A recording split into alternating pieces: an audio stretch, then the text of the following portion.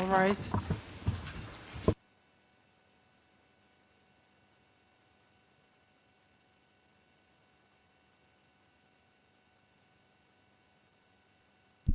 The Kosovo Specialist Chambers is now in session. Please be seated.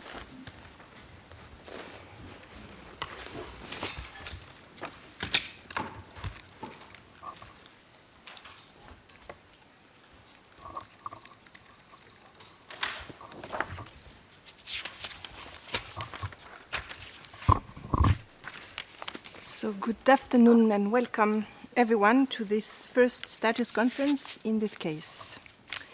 Madam Court Officer, could you please call the case? Good afternoon, Your Honor. This is file KAC BC 2023-12. The Specialist Prosecutor versus Hashim Thaçi, Bashkim Smakaj, Isnik Ilaj, Fadil Fazliu, Hayreddin and Hayreddin Kuçi. Thank you, Madam Court Officer. Before asking those present in the courtroom or attending the hearing via video conference to introduce themselves, may I kindly ask everyone to adhere to the following rules in order to make courtroom proceedings smooth. Please talk slowly and clearly and wait 5 seconds before responding to me or a party in order to allow the interpreters to finish interpretation.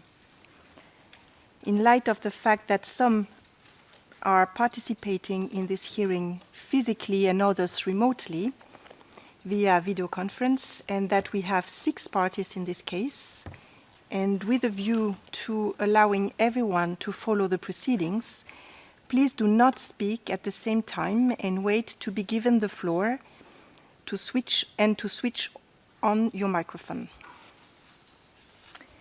At last, should any party or representative of the registry wish to take the floor to raise a specific issue or respond to anything that has been said, please stand up if you are in the courtroom or raise your hand if you are attending the hearing remotely via video conference. In case of any technical difficulty, please raise your hand.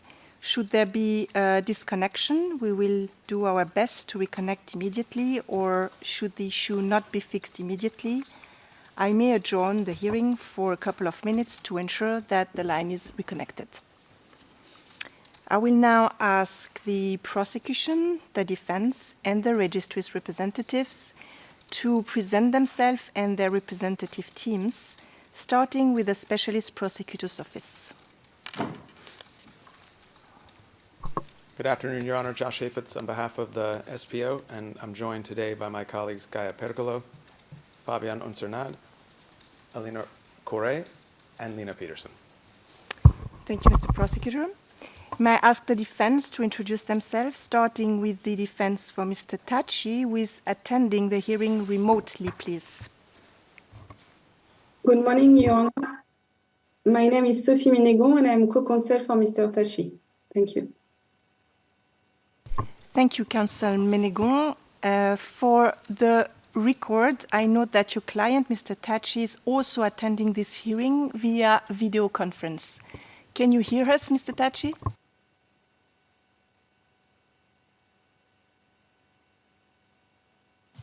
Paul. Yes, I can. Very good, thank you. For the defense of Mr. Smakaj, please. Good afternoon, Your Honor. My name is Bas Martens. I'm the defense for Mr. Smakaj.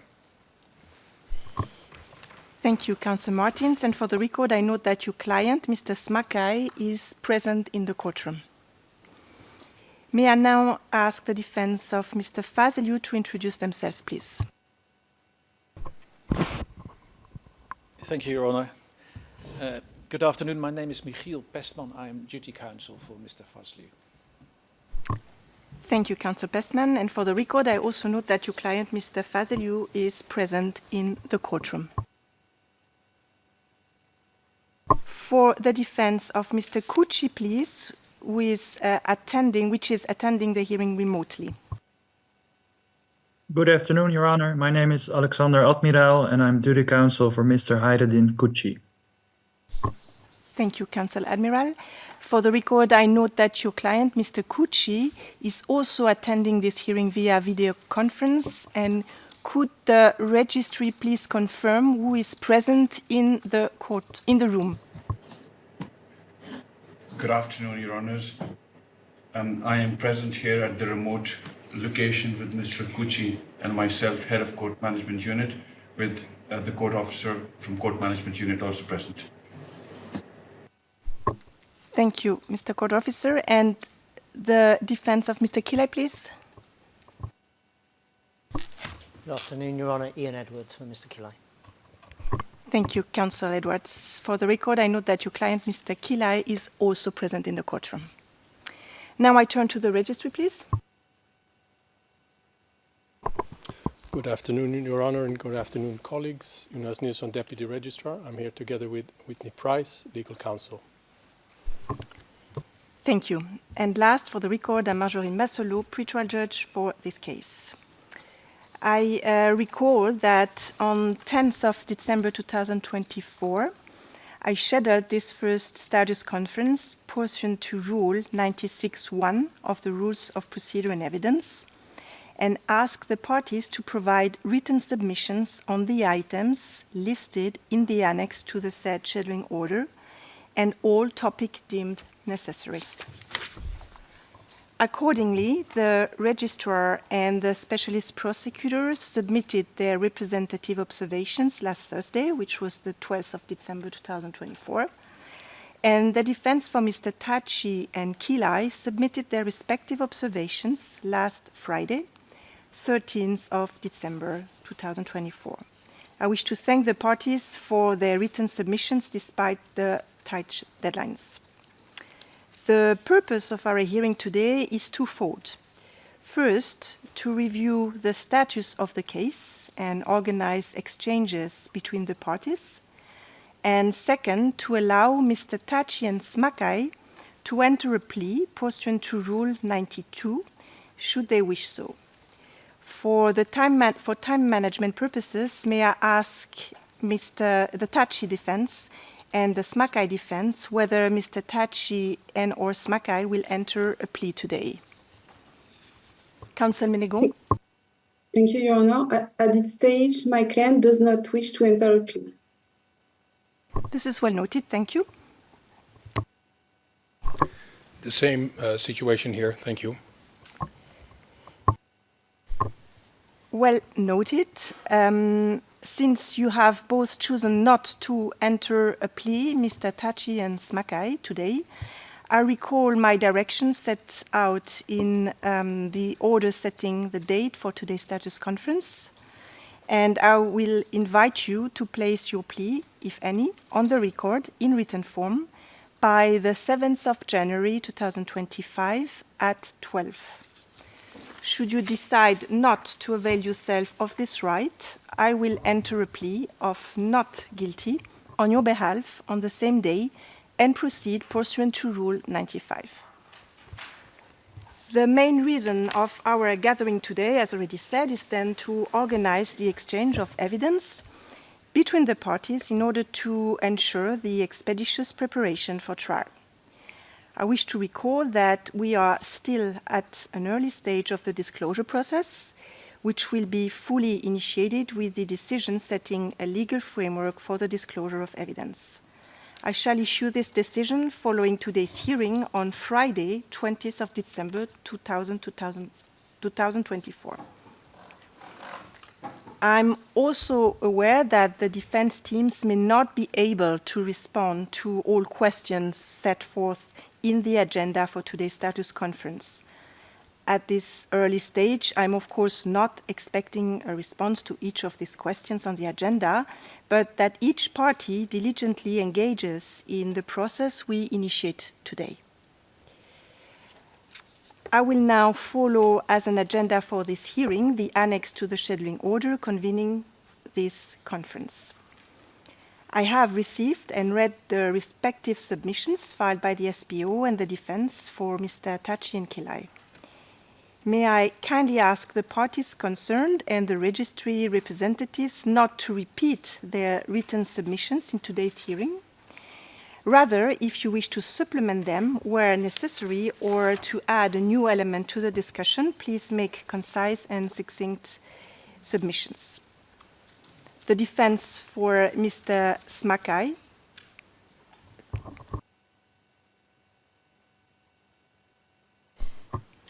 I will just finish my sentence and give the floor to Mr. Thaçi. The defense for Mr. Smakai, Fazeliu, and Kilai are invited to make any submission they may have in a concise fashion if they so wish. Mr. Thaçi, you have raised your hand, and I give you the floor.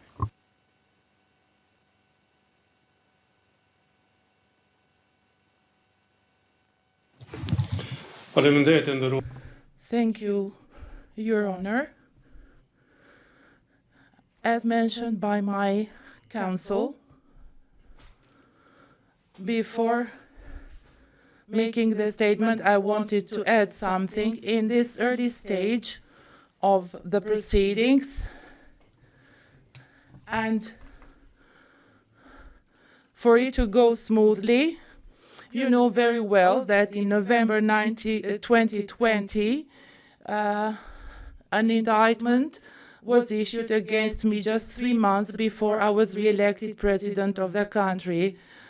Now, 10 days ago, the prosecution issued another indictment just 2 months before the parliamentary elections in Kosovo. I want to explain once again, I'm not part of any political race, and nor do I have any political ambitions to become president, prime minister, or member of the parliament or any other public function. I reiterate that I'm not an obstacle and I do not pose any danger or risk, politically speaking, or to any governing project. All my life I have invested to the future of Kosovo, to the vision of its membership in NATO and alliance with the United States. I want to reiterate and underline the necessity to respect the Constitution and the laws of Kosovo in this courtroom. Failure to respect the Kosovo Constitution and legislation by the parties in this courtroom poses a risk to the democracy in Kosovo, to the faith of the citizens of Kosovo in this institution. That's why I appeal to everybody to abide by the Constitution, rules and laws in this courtroom as well. Thank you. Thank you, Mr. Thaçi. This is now on the record, and it was already on the record of your initial appearance hearing, if I'm not mistaken. I would like now to remind the parties to give prior notice, should any submission require, the disclosure of confidential information so that we can go into private or closed session. Lastly, I have taken note of various reclassification requests made by the parties. I will provide certain clarifications and oral rulings in the course of today's hearing on that matter.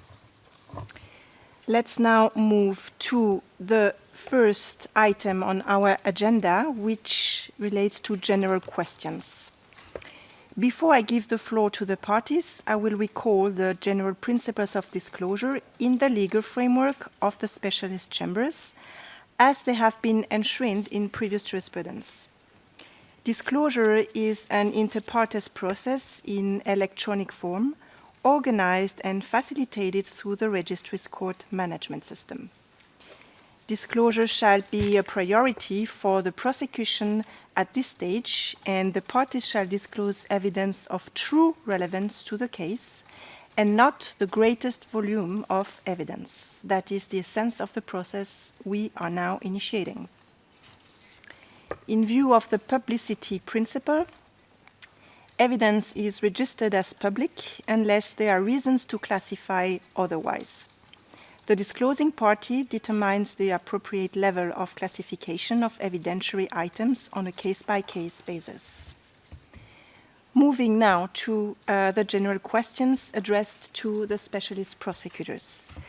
I have asked the Specialist Prosecutor's Office to respond to the first set of general questions in the agenda, notably on the status of its investigations, point 1a, in particular forensic investigations, point 1b, on the type and amount of evidence it intends to use in the proceedings, point 1d, the use of special software or tools to access evidence, point 1e, and how many witnesses it relied upon for the confirmed indictment and intends to call at trial, point 1f. And lastly, when disclosure can be expected to be concluded, point 1g. In the interest of time, I will summarize briefly the SPO submission as follows: that several investigative steps remain pending and may generate additional evidence to be used in the present case, including the review of certain evidence by a third party, before the SPO can actually access it. Judicial authorization for the forensic examination of the evidence ceased from Mr. Fazeliu on 4th of December 2024, which I note actually that this request was notified this morning, and it's filing F88, and I will get back to that later during this hearing. The SPO is furthermore awaiting certain forensic analysis results of evidence seized from Mr. Kilai, and that once the SPO is able to access the content of this evidence, it will promptly complete its review and make all applicable disclosures under the rules. In this context, the SPO clarifies that it has 2 evidentiary items in its possession for which examination remains outstanding, and that it has requested appropriate prioritization from the External Forensic Institute.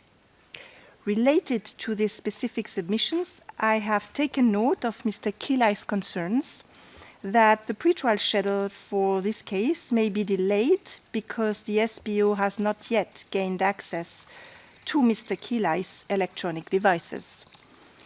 He pleads that no further indulgence to complete this analysis be granted so that the expeditious pace of the pretrial proceedings be maintained.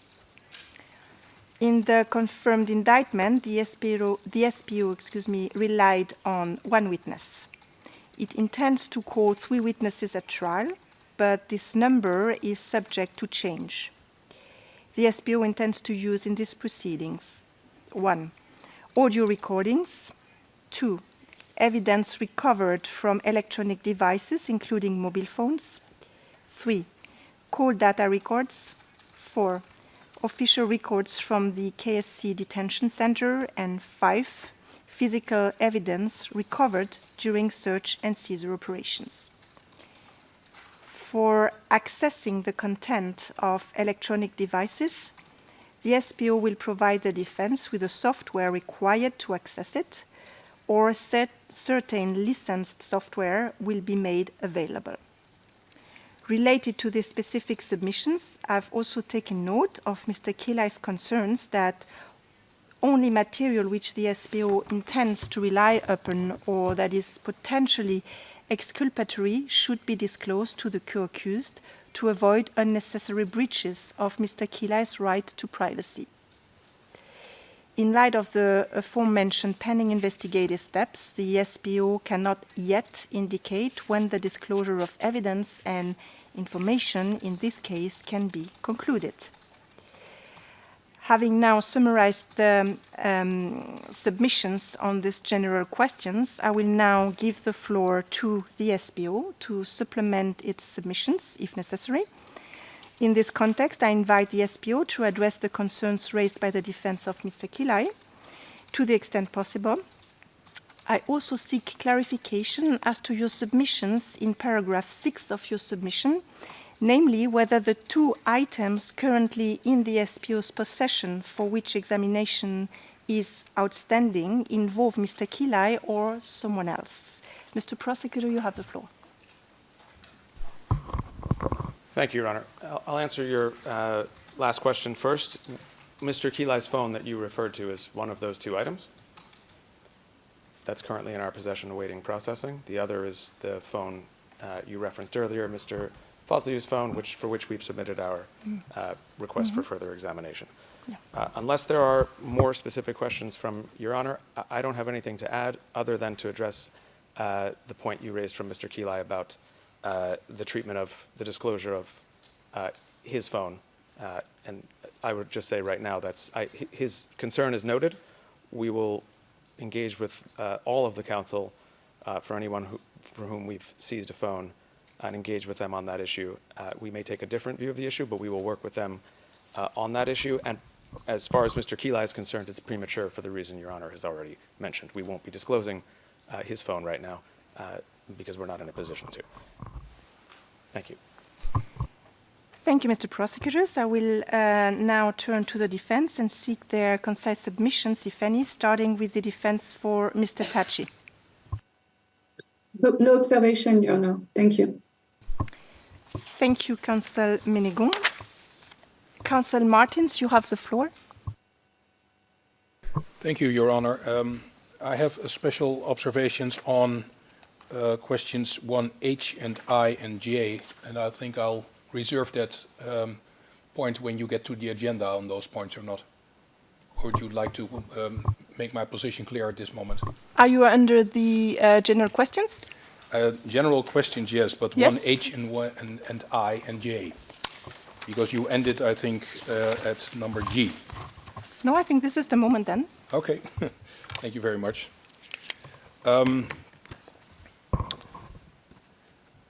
Your Honor, all present, 14 months ago, Mr. Smakai's house was searched on October the 30th, 2023. 12 months ago, and 2 days, to be exact, SBO issued an indictment against Mr. Smakai. And it was on July the 1st, this year, 6 months ago, that SBO sought an arrest warrant from the single judge of the Kosovo Specialist Chambers. On November the 29th, the indictment was confirmed against Mr. Smakai and others, and on December the 9th, Mr. Smakai made his first appearance. All as you know. Meanwhile, Mr. Smakai has been deprived of his liberty for almost 2 weeks. Since then, the defense has received about 80 documents in this case. Only the indictment gives us an indication of the charges against Mr. Smakai.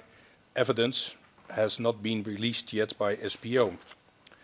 Talking about evidence, there is a document, number 69, that gives us some insight on evidence, but everything concerning Mr. Smakai has been completely blacked out, especially concerning documents that were seized during the search.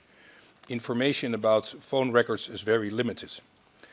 Therefore, and reacting on general questions 1H and I, the defense at this moment cannot yet make any investigative or other requests relevant to the defense, but reserves the right to do so on a later date.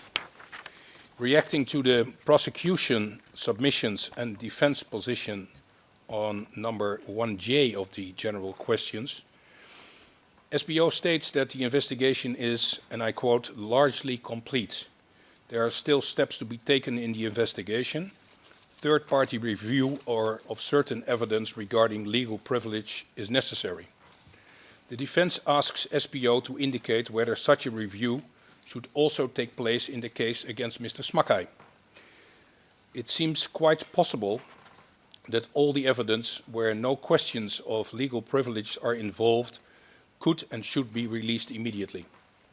SPO in Mr. Smakai's case has had, in our opinion, ample time, as mentioned in my introduction, perhaps more than a year, to examine and possibly review confiscated evidence to comply with legal privilege rules. SPO submits that it is ready to release all material covered by Rule 102, 1A immediately, and the defense requests Your Honor to decide that this will be done today, leaving us a few days before the Christmas recess to review it and to file any submissions if necessary. SPO states its willingness to submit other evidence covered by Rule 102.1b on a rolling basis from December the 20th, that's next Friday. Also on this point, the defense requests Your Honor to decide that SPO should release the material as early as today for the same reason. There is an objection to releasing evidence on a rolling basis. The defense takes the position that all available material, accusatory as well as exonerating, should be handed over to the defense immediately so that an adequate defense can be prepared, which is more pressing now that Mr. Smakai has been deprived of his liberty.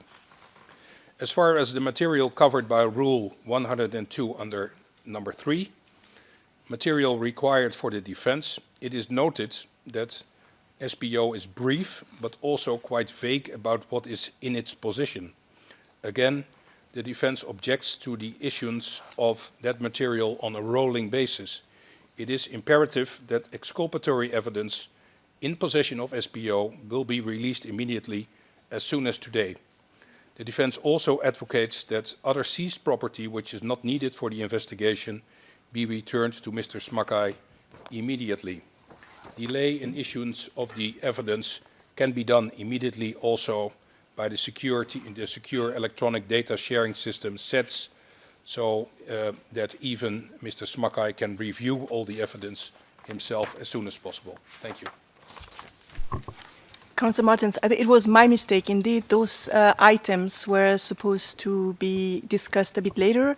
However, this is not an issue at all, since this is on the record, and you may get the floor on those issues back a bit later. Thank you, Your Honor.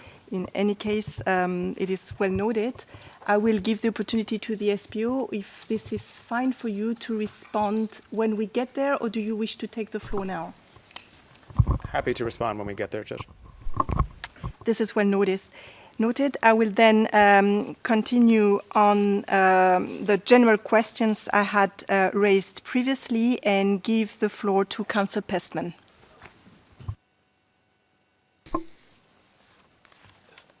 Thank you very much, Your Honour.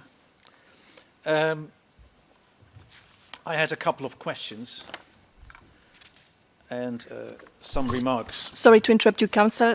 Just to specify that I will, of course, address later on this morning's filing, F88, later in the hearing, which relates specifically to Mr. Fazeliu.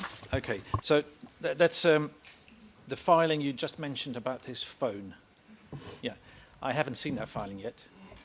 I was only introduced to the mysterious workflow system yesterday afternoon, and I have not gained access to it yet.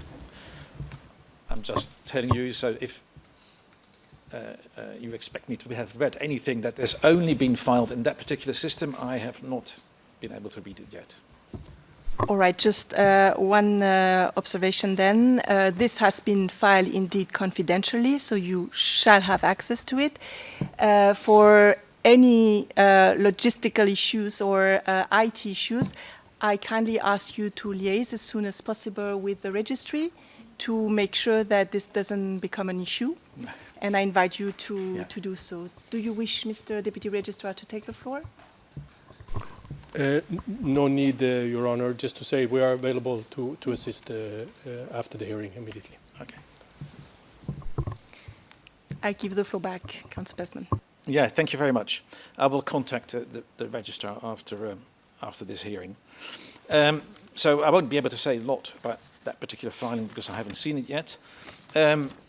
With regards to point 11 in the prosecution's submissions for this particular hearing, I understand that was in response to question F, 1F of the agenda. I understand that the prosecution intends to rely on the statement of, the confirmed indictment. No, that SPO anticipates that it will call at least 3 witnesses to testify at trial. I'm just curious to know to which sub-cases, I don't know how to call them, these particular 3 witnesses in which cases they will be sub-cases, they will be called to testify. Is it in all cases of all the accused, or is it going to be in specific sub-cases? If so, are those 3 witnesses going to be called in the case of my client or in the case of the others?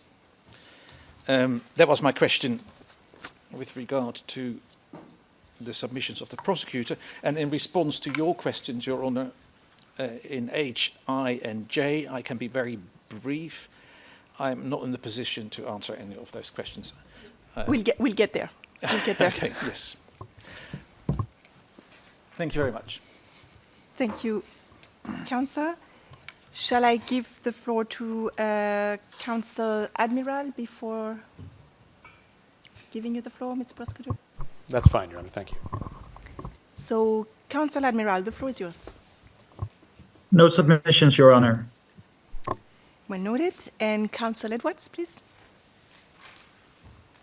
Should you have any supplement to your written submissions, you have the floor.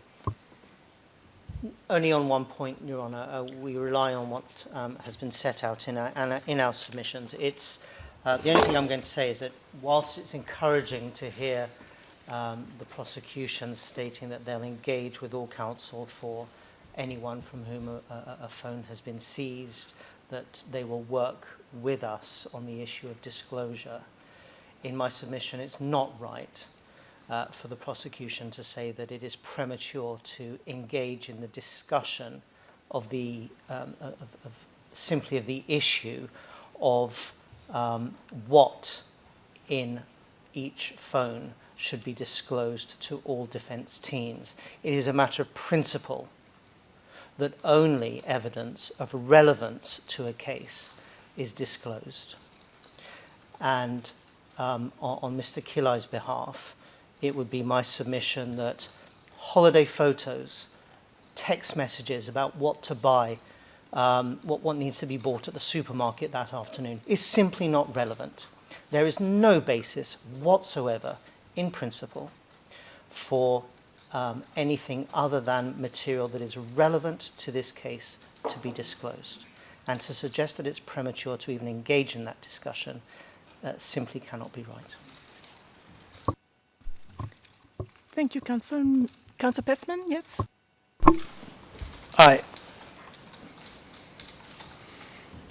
Having heard my colleague, I hadn't even realised that the information that was on my client's phone or is on my client's phone could be disclosed in the other cases as well. Is there going to be one big disclosure in all cases, or are there going to be separate disclosures in certain cases? In any way, my client's telephone, whatever is disclosed, should stay in my client's case and not be distributed to other cases as well. Mr. Prosecutor, you have the floor. Your Honor, I can address this now or later, but if we're going to do it now. As I said earlier, we'll engage with the parties on the disclosure of phones seized from individuals. I'll note 2 things. Again, as to Mr. Kilai, what I said was, and what I stand by, as to his client, the issue is premature because we wouldn't be disclosing anything in this first round of 1021B, which is what prompted this discussion in the first place. So it is premature. Secondly, I take issue with and just note, we're aware of our disclosure obligations. Nothing I said or we have said in a filing about what we were going to be producing and disclosing 1021B-wise in any way undermines or undercuts our knowledge of our obligation. Clearly, anything that is relevant or anything that is potentially exculpatory will be disclosed to him under the rules and to all accused. And it is, for my other counsel's note, I will note this is one case. So there are groups charged within the case. But this is one case. It's under one name, one caption, five accused. So we will, in short order, engage with counsel on the issue of their feelings about the disclosure of their phones, to the extent we're talking about their phones. There are other phones that were seized in the case that have evidence on them. And we'll engage and we'll determine the best course forward to get everybody the evidence that they're entitled to. But it's not clear that counsel's point is correct about the nature of how phones should be handled here. And so we will deal with that in short order. Thank you, Mr. Prosecutor. Councillor Edwards, I see that you already stood up. I had noticed that Mr. Deputy Registrar wanted to get the floor. Maybe this will...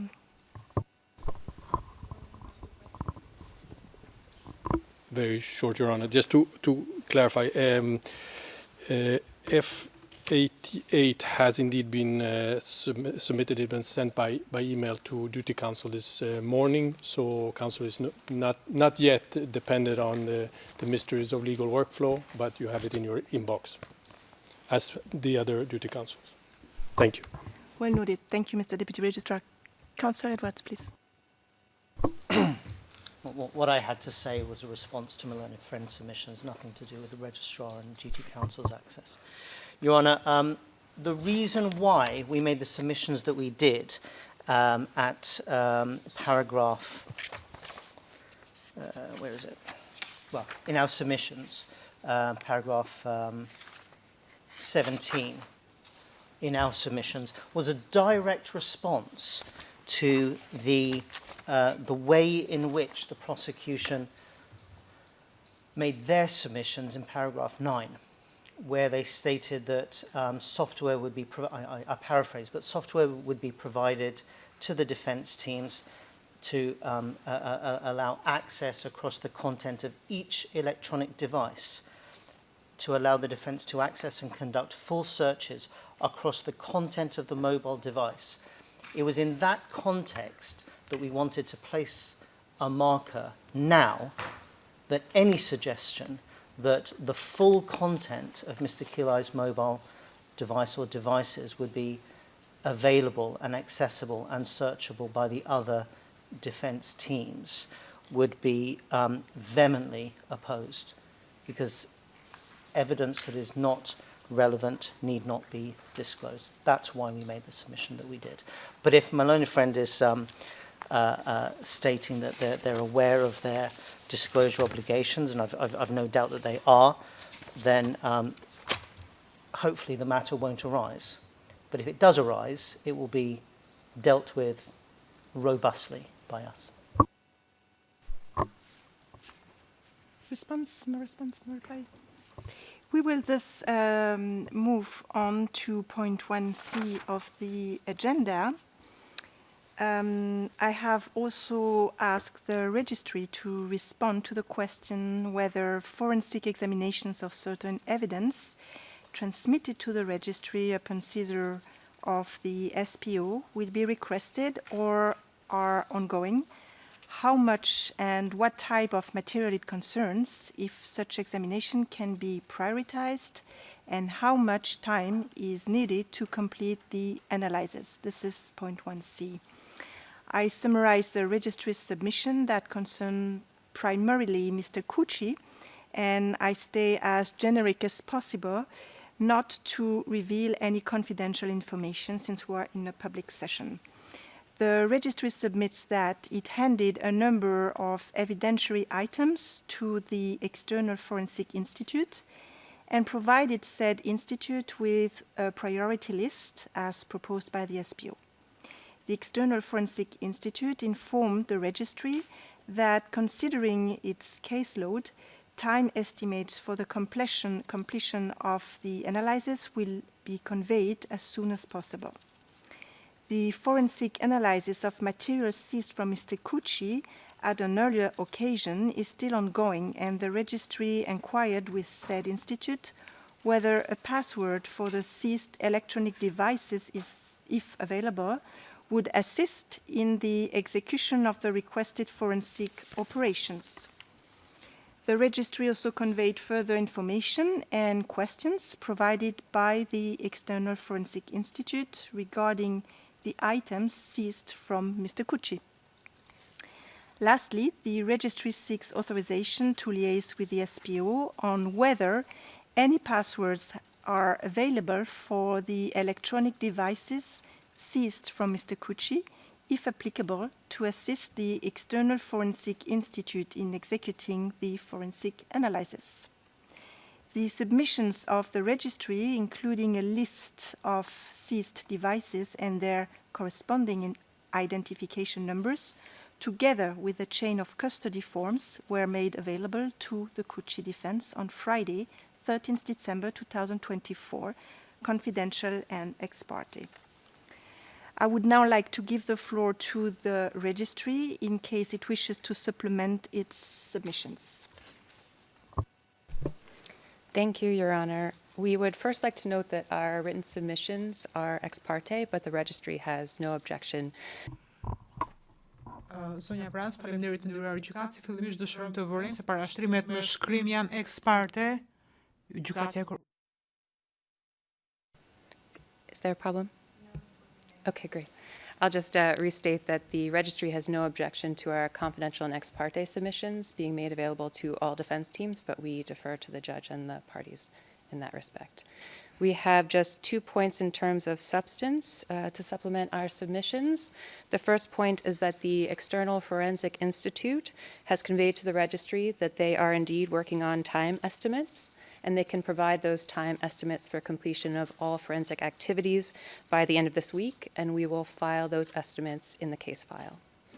And in terms of the second point, the External Forensic Institute has clarified that indeed a password for the earlier device seized from Mr. Cucci would be helpful if it is available. And we will continue to liaise with the External Forensic Institute on any additional questions. Thank you, Your Honor. Thank you very much. I now turn to the SPO for any additional observations. I would also like the SPO to confirm whether it remains available to provide assistance and feedback on the questions raised by the External Forensic Institute and the registry as summarized by the registry in its filing. In particular, could the SPO indicate if it is in possession of any passwords that could expedite the analysis of the seized evidentiary material as just mentioned by the registry? And if so, I kindly invite the SPO to share the passwords with the registry so that the passwords can be conveyed to the EFI.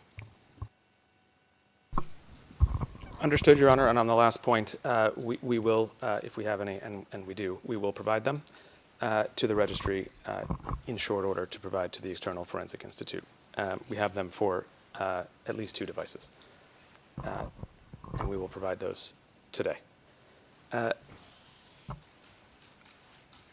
Other than that, I have nothing to add other than we're aware of the priority list.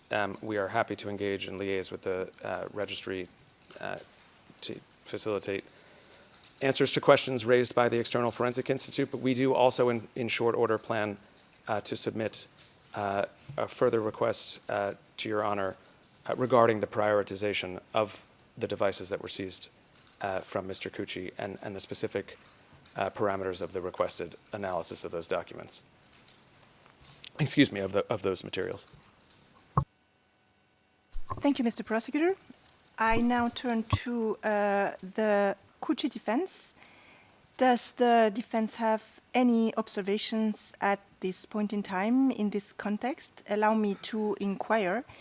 Does Mr. Cucci agree to communicate his passwords for the seized devices to the registry in order to allow the External Forensic Institute to examine them more quickly? Mr. Cucci, I emphasize that you are not obliged to do so, but it would certainly help to expedite the disclosure process also to your benefit. Counsel Admiral first.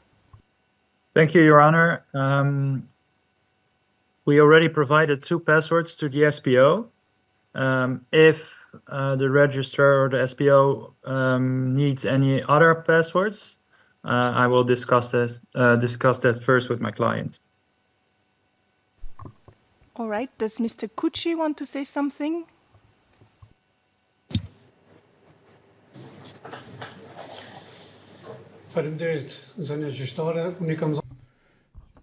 Thank you, Your Honor. I have provided the passwords that were requested, and I am ready to provide all other passwords necessary. I have nothing to hide. This is well noted. Thank you, Mr. Cucci. And I then invite you, through your counsel, to liaise with the registry in that respect.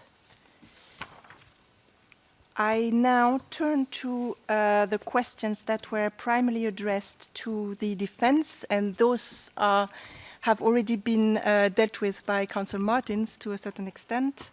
I have asked whether at this point in time and without prejudice to the accused's right under the law, the defense would be in a position to indicate, one, whether it will investigate and how much time it will approximately require to conclude its investigation. This was point 1H. Whether it will present any grounds excluding criminal responsibility, point 1I. And 3, whether it will present preliminary motions, point 1G. I summarize briefly the Thaçi and Kilai defense written submission I have received. Both the Thaçi and Kilai defense submit that they are not in a position to provide any observations at this stage in respect to any defense investigations, absent receipt of any disclosure of evidence. That they reserve their right to present any grounds excluding criminal responsibility at a later stage, and absent any Rule 102.1a material, Mr. Thaçi and Mr. Kilai reserve their right to file preliminary motions. I recall once again that I do not expect the defense to make definitive submissions on these general questions at this early stage. I also recall that the disclosure process is about to begin and that preliminary motions may be filed within 30 days from the disclosure of all material referred to in Rule 102.1a of the rules. Counsel Ménégon, I turn to you. Do you have anything to add to the written submissions made on behalf of Mr. Thaçi? Thank you, Your Honor. I have no further observations. We are waiting for the material in support of the arrest warrant. Thank you. Thank you, Counsel. I will now give the floor to the defense for Mr. Smakai on this very same point. Do you join the submissions made by the Thaçi and Kilai defense as summarized, or do you wish to add something else? Counsel Martins.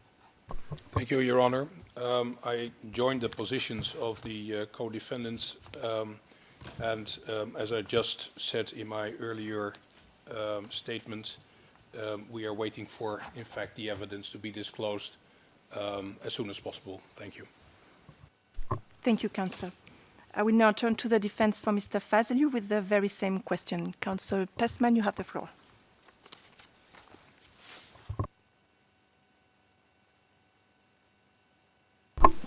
Thank you, Your Honour. It will probably not surprise you that it's, in our view, premature to answer any of these questions now. We are unable to do so, as disclosure hasn't started yet, and we reserve the right to file a defence preliminary motions within the time set in the rules and the law. And I also noticed that the prosecutor hasn't answered my questions about the witnesses yet. There was a question under your question F, paragraph 11 of the prosecutor's submissions.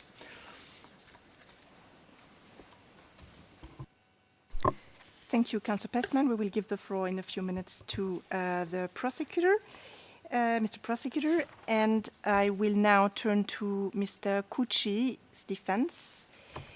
Do you join the submissions made by the Thaçi and Kilai defense as summarized, or do you wish to add something else? We wish to join the summarize and don't have anything to add at the moment. We are waiting for the disclosure of the evidence. Thank you. Thank you, Counsel Admiral. And lastly, for the defense of Mr. Kilai. Same question, Counsel Edwards. Well, we've made our position clear in the filings and have nothing to add. Can I, however, make this point, because we passed on to defence submissions rather quickly after the last discussion. I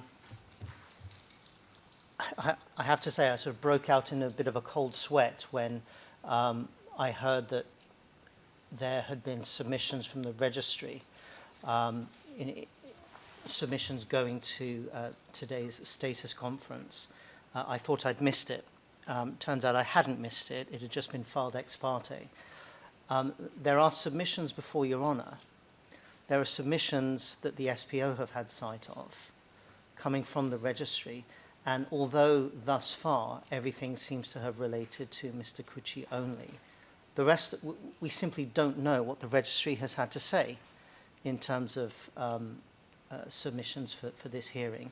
So it's troubling that it was filed ex parte in the first place, especially if it seems to be the case that it doesn't need to be ex parte, that the defense can have sight of those submissions. I don't want for today's hearing to, I don't want us to waste time, but Your Honour, it may be the case that once we do have sight of a reclassified set of submissions from the registry for today's hearing, that we'll have written submissions to make.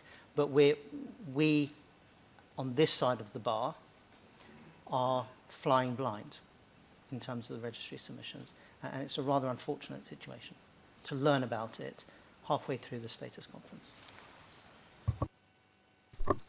Well noted, Councillor Edwards. I will get to this reclassification issue towards the end of the hearing. Let me indeed, since you are raising this, emphasize that I'm currently engaged in a reclassification process to make sure that in due course all the defense team get access to the maximum of the filings in this case. I'll get back to that.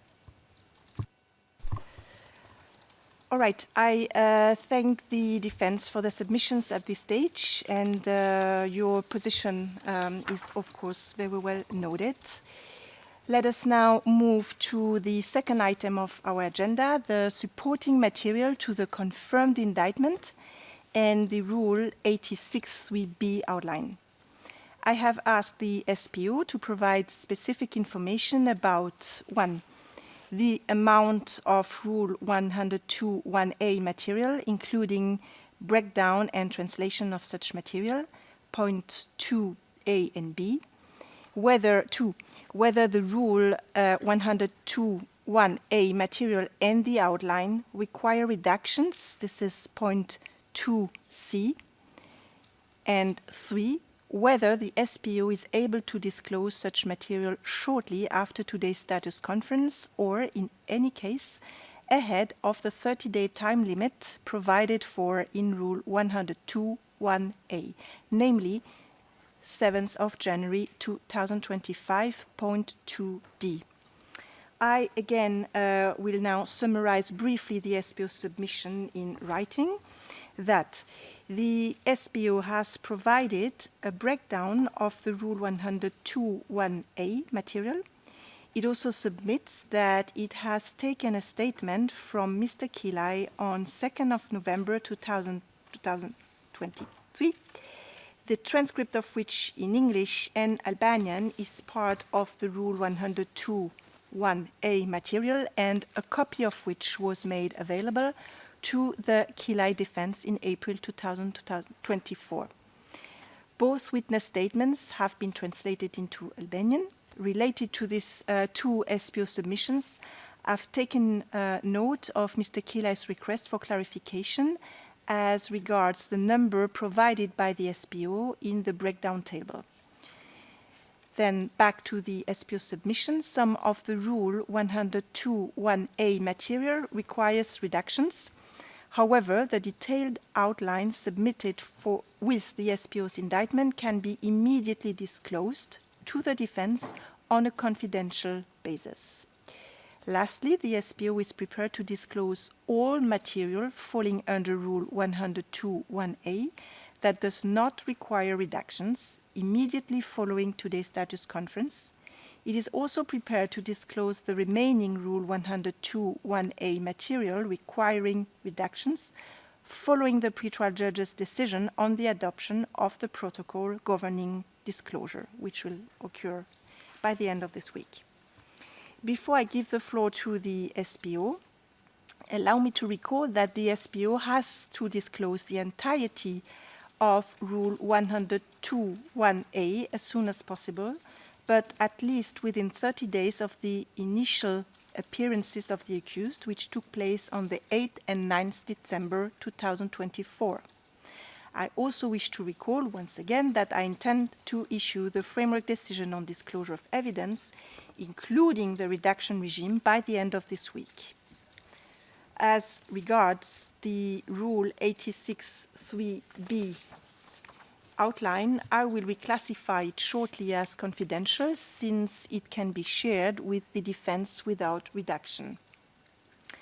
Further, allow me to include in your submissions, Mr. Prosecutor, certain clarifications regarding the number you provided in your submission, more specifically para 13. First, you mentioned that you relied on one witness for the purpose of the indictment, yet you indicate that you will disclose 4 witness statements in English and Albanian. This is referring to Table A, Row 3 from the top. Do these statements refer to one witness or 2 witnesses, as you seem to suggest in paragraph 15 of your submissions? Second, can you please clarify, as requested by the Kilai defense, whether these indictment supporting statements inculpate all 5 accused or only some of them?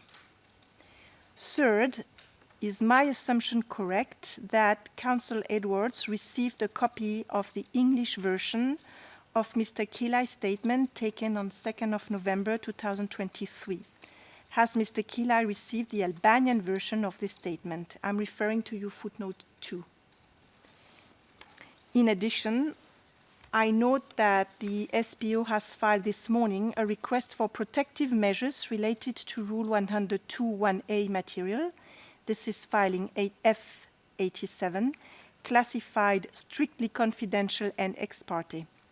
This request also contains submissions for the adoption of a protocol on handling confidential information and contacting witnesses and victims. For the moment, I focus only on the protective measures request. I understand that in this SPO request, F87, no protective measures are requested vis-à-vis the defense, but the public. This means that the disclosure of the indictment supporting material can be effectuated within the prescribed time limit without further authorization and subject to the framework decision on disclosure. I would be grateful if the SPO could confirm this. Moreover, I note that you intend to file a confidential redacted version. When do you intend to do so? I will now give the floor to the SPO to supplement its submission and provide clarifications as requested. Mr. Prosecutor, the floor is yours. Thank you, Your Honors. Starting with the first question, with the last question concerning the protective measures, indeed, your understanding is correct. So the documents can be disclosed without reductions vis-à-vis the defense. And concerning the confidential redacted version of the protective measure motion, this will be issued shortly after the status conference in the coming days, but this week most certainly. Sorry to interrupt. Can I take it as by the end of this week? Yes, certainly. Well noted. Thank you. With regard to the Rule 102.1a material, we just have a couple of points to supplement our submissions. The first concerns the query that was raised by counsel for Mr. Kilai in their submissions F00083 at paragraph 21, which was also summarized by Your Honor earlier. The SPO clarifies that for the purposes of the confirmed indictment, it relied on the statements of one witness. These are 2 statements emanating from the same witness. And the package also includes the Albanian translations of the statements. That's why the number of items is listed as 4 in the table provided in our submissions. Also to clarify for the benefit of counsel, and this is a point also that was raised earlier, the statements are relevant to all charges and all accused in this case. And this applies also to the other witnesses that the SPO intends to call to testify at trial. Concerning the disclosure of the materials supporting the indictment, we are currently conducting final checks on the package, and we anticipate being in a position to disclose the unredacted materials that are part of the Rule 102.1a package tomorrow. And for the benefit of your honor and the colleagues, I'll provide a breakdown of these items. Out of the 185 items comprising the Rule 102.1a package, 123 will be disclosed without reductions, so will be disclosed, as I mentioned, as of tomorrow. The remaining items, which are 62, will require limited standard reductions, which will be applied in line with your honor forthcoming decision on disclosure framework. And this is it for our submissions. Thank you. Thank you, Madam Prosecutor. I now turn to the defense and seek their concise submissions, if any, starting with the defense for Mr. Thaçi. Observation, Your Honor. Thank you. Thank you, Councillor Ménégon. Councillor Martins, you have the floor. No comments at this moment. Thank you. Thank you, Councillor Martins. Councillor Pestman, you have the floor. I have no comments. Thank you. Thank you, Councillor.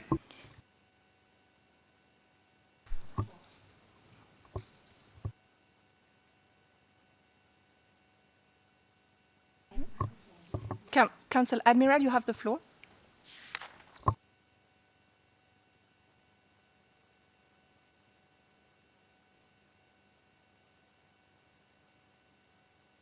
Oh, sorry, I didn't hear you, Your Honor. No comments. This is noted. Thank you, Councillor. Councillor Edwards. Mr. Kilai appears to have been demoted from 3rd on the indictment now to 5th on the indictment. I don't know if that's just for the purpose of today's status conference or whether that is now a more permanent fixture. But I just wanted to seek clarification about one matter. The prosecution, I think this has been dealt with publicly. The prosecution at paragraph 11 of their submissions say that they anticipate to call evidence from at least 3 witnesses to testify at trial. So presumably this is the single witness whose evidence underpinned the indictment and 2 others. The prosecution then say at paragraph 20, anticipating obtaining additional statements from several witnesses. Is that just vague draftsmanship, or is the reality that it is very definitely more than a total of 3 witnesses that the prosecution seek to rely on? And have statements been taken, in fact? How many, and when can they be disclosed? Is there any reason why they can't be disclosed immediately? Thank you. Madam Prosecutor, you may wish to respond to that. I'll take this one, Judge. It says at least 3, and that's true. We intend to call at least 3 witnesses, including the one that's named in the or relied upon in the confirmation package, so those statements from that witness, my colleague just described, will be disclosed in the 102.1a package. There are, as we noted in paragraph 20, several, meaning more than 2 or more, whom we anticipate we may take statements from. We don't have statements from them now, and that's why we anticipate it, and we will turn those over in due course if indeed we do take them and they are going to testify. We will disclose any statements we're obligated to disclose by the rules in due course, as prescribed under the rules. May I just put a question to you? I have already put, but I got no response to it, I'm afraid, which was whether Mr. Kila received the Albanian statement. Could you please confirm that? Your Honor, apologies for not responding to that. Inter partes, after Mr. Kilai's arrest last year, we fielded some questions from Mr. Edwards, and we in due course I believe gave him everything he asked for, and if I'm misspeaking, I apologize. I don't know standing here today whether we gave him the Albanian version. I can confirm that immediately after this, but we gave him the version or versions he asked for. If he may know, but I'm happy to check that afterwards. Thank you. We did provide a copy of the actual interview itself, the recording of the interview. Thank you. I will. If Your Honour is interested in hearing from me, yes, we have You received... have the floor, Councillor Edwards. Thank you very much, Your Honour. We're in a good position to be able to answer Your Honour's question if the prosecution isn't immediately. Yes, we've received transcript in both Albanian and English. Thank you very much, Councillor.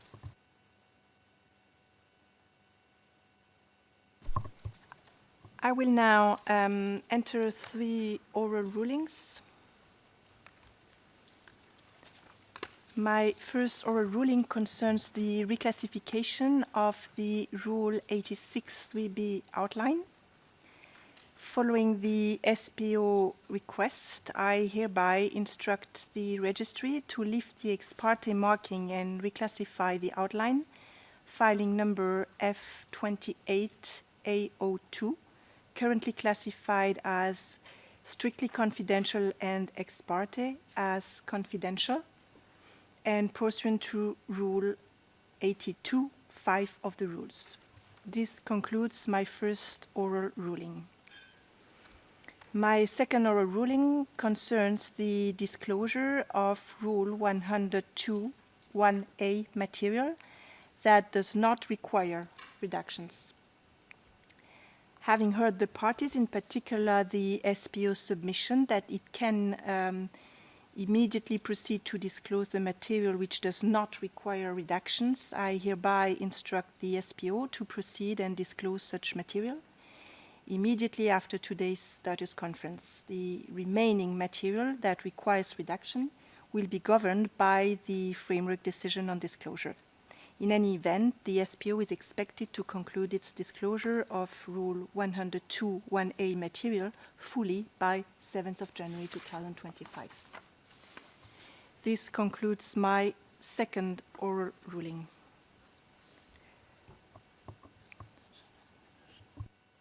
And as to my third oral ruling, it concerns the SPO submission of a confidential and redacted version of F887, and I hereby instruct the SPO to make such filing by Thursday, 19th of December 2024 at the latest.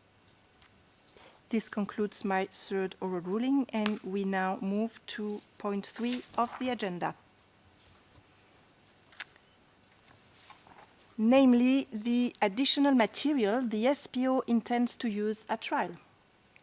I have asked the Specialist Prosecutor's Office to indicate whether it intends to disclose and rely on Rule 102.1b material, together with a breakdown of said material, point 3a, the estimated amount and type of this material, point 3b, whether this material requires redactions, point 3c, when the SPO would be ready to disclose such material, point 3d, and whether the SPO can disclose the material and related translations related to the witness statements in the same disclosure batch, point 3e. I take note that in its submissions, the SPO proposes to disclose additional material falling under Rule 102.1b of the rules on a rolling base, beginning 20th December 2024, and its intention to disclose all such material in any case no longer than 30 days prior to the opening of the SPO's case. The evidence to be disclosed beginning on 20th of December 2024 will include the forensic copies and corresponding Celebrate reports for multiple mobile phones, as well as the audio files containing the audio recordings of the non-privileged detention center visits cited in the confirmed indictment. In this context, I note that the SPO has promised to provide the defense with detailed instructions on how to create PDF versions of the full content of each Celebrate report, should the defense desire to do so. The SPO further submits that it anticipates to obtain witness statements from several witnesses, which will be disclosed in English and Albanian, additional transcripts of audiovisual material which will be disclosed on a rolling basis, and one expert report. The SPO alleges then that it cannot provide a time estimate when the disclosure of material under Rule 102.1b will be concluded. However, it submits that it will present nearly all of the 102.1a material as exhibits at trial, as well as additional exhibits consisting of 1. Records from seized phones, 2. Audiovisual material, including audio recordings of non-privileged detention center visits to Mr. Thaçi, 3. Records collected from mobile phones, 4. Physical items, including documents seized during search and seizure operations, 5. Official records obtained from the KSC detention center corroborating the date, time, and participants of certain non-privileged visits, and 6. Call data records. The SPO also submits that some of the Rule 102.1b material may require limited redactions. Furthermore, the SPO proposes to disclose all Rule 102.1b material no longer than 30 days prior to the opening of its case, but does not propose a concrete deadline. Lastly, the SPO commits to endeavor to disclose all materials referred to in witness statements simultaneously with the related statements, and disclose witness statements and their respective translations in the same disclosure batch, to the extent that such an approach will not cause undue delays to the disclosure process. I also note the Kilai defense submission that in relation to Rule 102.1b material, disclosure is at the discretion of the pretrial judge, but that such material must be served a minimum of 30 days before the opening of the specialist prosecutor's case. I now invite the SPO to make any further supplemental submissions on taking into account also the following questions. First, can the SPO today give an approximation of the estimated amount and type of material it intends to disclose? Second, can the SPO today indicate how much of the Rule 102.1b material will require reductions? And third, I'm minded to adopt an expeditious path in order to conclude the pretrial phase in due time. In that regard, can the SPO today provide a realistic time limit until when the Rule 102.1b material can be disclosed, notwithstanding Rule 102.2 and Rule 118.2? Would disclosure by 28th of March 2025 or 30th of April 2025 be a feasible and realistic date, mindful that the first notice of the Rule 102.3 material is proposed to be submitted on 17th of February 2025 in your submissions, which is impacted by the disclosure of Rule 102.2b material. And last, any other details the SPO wishes to provide in relation to this category of evidence. Madam Prosecutor, you have the floor. Thank you, Your Honor. For today, we're going to have to rely on our written submissions regarding the end date of the process, and I say that primarily because, as we've noted earlier today, there are a significant number of devices recently obtained for which analysis has yet to be done, and even if the analysis is done, and I can be more specific about this if Your Honor would like, but when the analysis is done, some of that material, some of it, may be subject to a third-party independent review to make sure that any privileged material is screened out. So I am we cannot realistically provide a date. That said, I can say, as noted, that nearly all of the material that is the 102.1a material is going to be used as exhibits in the trial.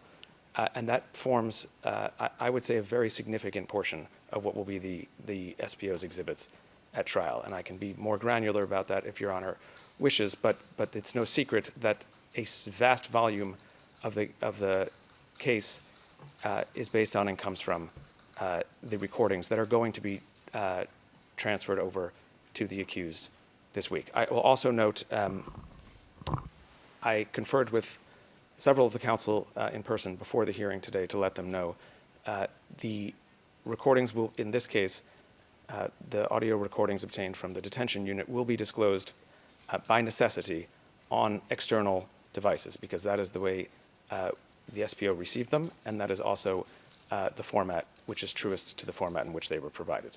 So they're just, quite frankly, not appropriate and can't be done appropriately in legal workflow, at least in their entirety. And so we will offer them and provide them, and a copy to CMU as well, on making that available on Friday. I understand from several of the defense counsel they may not be available to collect them on Friday, so that process may be delayed, and that's totally understandable. But we will have someone here, including over the recess, to be able to turn them over if they're able to collect them. And I also just want to note that as regards the 102.1b initial phone disclosures, we will hold off on disclosing those in the immediate term so that we can, as discussed earlier, confer with counsel, now being apprised that not just Mr. Keli, but others may take issue with providing entire phones. So we do want to consult with them inter partes before we turn over any whole phone to any other accused.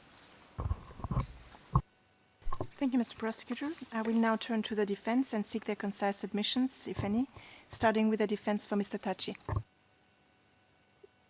I have no particular observation at this stage, but I just want to confirm our appreciation of the SPO will to disclose statements and associated exhibits of witnesses at the same time. For us, it's really helpful and contribute to the expediency of the proceedings. Thank you. And this is on the record. Thank you, Counsel. Martin? Thank you, Your Honor. I gave a submission already in my introduction earlier about the 102.1b evidence. A question that keeps raising in my mind is the following. Is it the situation at the SPO that work is still going on this evidence, so it cannot be disclosed because of logistic issues, or is it part of the strategy of SPO not to disclose the information because, for example, the accused has to be confronted in an interview or something like that about it? I would say, again, this case has been going on ex parte for a long time already. I would really submit that any evidence that's readily available at this moment, which is doesn't need any work logistically like redaction or something like that, should and could be disclosed earlier than by the end of March 2025, if it's in fact in the files of the prosecution at this moment. I would submit that it would be disclosed at the same time with the 102.1a evidence in this case. Thank you. Thank you, Councillor Martin. Councillor Pestman, please.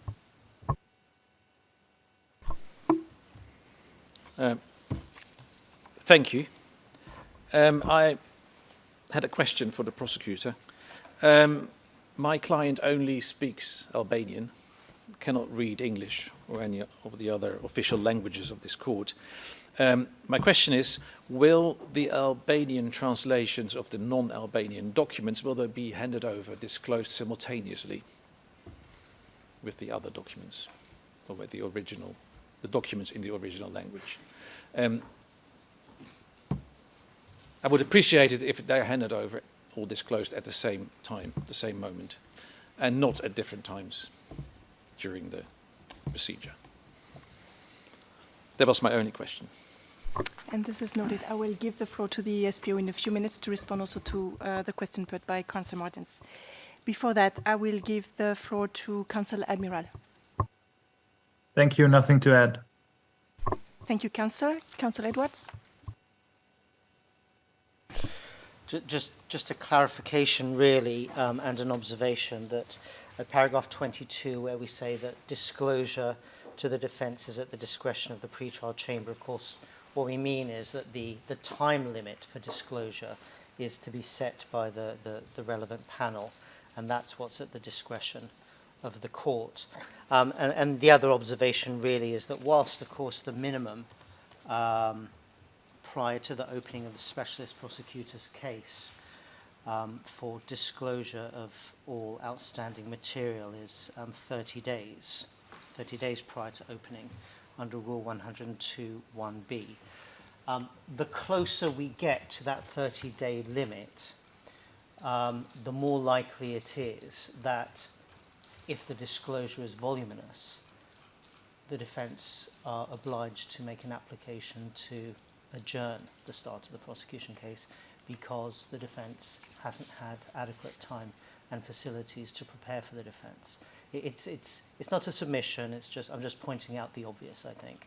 But that being the case, we urge the panel and indeed the prosecution to complete their disclosure well in advance of that 30-day minimum.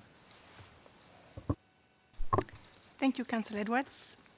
May I give the floor back to the Specialist Prosecutor's Office, underlying that you got questions from Councillors Martins, Pestman, and some observations also from Councillor Edwards. And I give you the floor.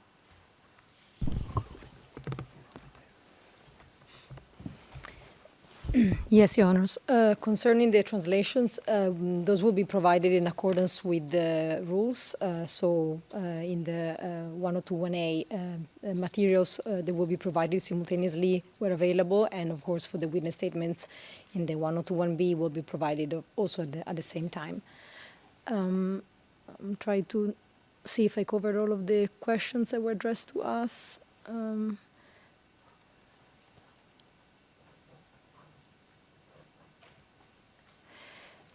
And again, I refer back to our submissions concerning the disclosure of the items. As we already committed, we will be doing that on a rolling basis as soon as possible. And the